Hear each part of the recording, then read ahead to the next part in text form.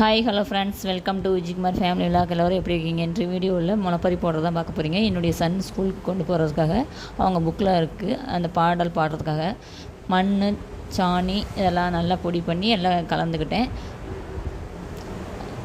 தேவையான அளவு எடுத்துக்கிட்டு அதுக்கு என்னென்ன போடணுன்னா பச்சை பயிறு, தட்டைப்பயிறு, சோளம், நெல், எள் இதெல்லாமே ஊற வச்சு எடுத்துருக்கேன்.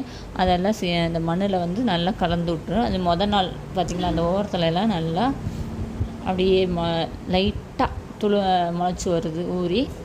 அடுத்ததாக 2ஆம் நாள் நான் வந்து இவ்வளோ தூரம் வரும் அப்படிங்கிறத நான் நினச்சி கூட பார்க்கல. ஃபஸ்ட் டைம் நானே போடுறேன், யார்ட்டையுமே கேட்கல. 3ஆம் நாள் ஒவ்வொரு நாளும் ஒவ்வொரு வளர்ச்சி கொடுத்துட்டு இருந்துச்சு, செம்மையாக இருந்துச்சு. என்னென்னா ஒவ்வொரு நாளும் வந்து தண்ணி தெளித்து தான் விட சொல்லியிருக்காங்க.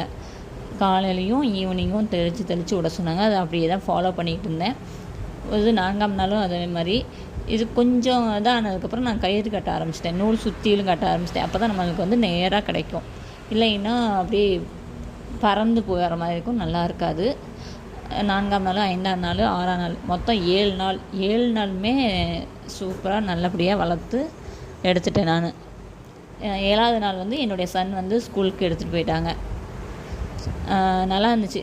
மொத்தம் 30 பேர் ஸ்டூடெண்ட்டில் 3 பேர் தான் முளைப்பாரி கொண்டு போயிருந்தாங்க. எங்களோடது கொஞ்சம் நல்லா வளர்ந்து பச்சை பசேன்னு இருந்துச்சு, சூப்பராக இருந்துச்சு பார்க்குறதுக்கு. ஓகே ஃப்ரெண்ட்ஸ், உங்களுக்கு இந்த வீடியோ பிடிச்சிருந்தால் லைக் பண்ணுங்கள், கமெண்ட் பண்ணுங்கள், சப்ஸ்கிரைப் பண்ணுங்கள், மறக்காமல் பெல் பண்ணுங்கள், கிளிக் பண்ணுங்கள்.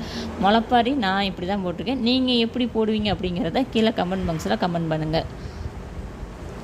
நல்லா இருக்கா அப்படிங்கிறதையும் கீழே சொல்லுங்கள். தேங்க்யூ ஃபார் வாட்சிங்.